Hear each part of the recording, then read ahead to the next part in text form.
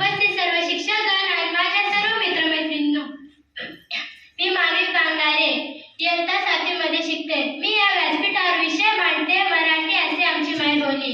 महाराष्ट्र हा उच्च संस्काराचा, शिवरायांच्या विचारांचा, शंभूच्या पराक्रमांचा महाराष्ट्र, बाबासाहेबांच्या लेखणीचा, अद्भुत साहित्याच्या, लोककलेचा माझा महाराष्ट्र, कष्टकरी शेतकऱ्यांच्या, दीनदलित दुबळ्यांच्या आणि मुघलांनाही घाम फोडणारा माझा महाराष्ट्र.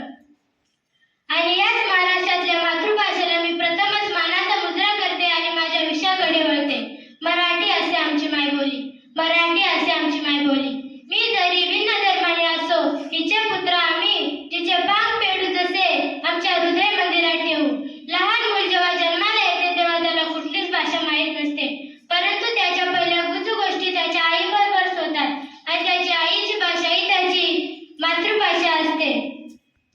माता जी आपल्याला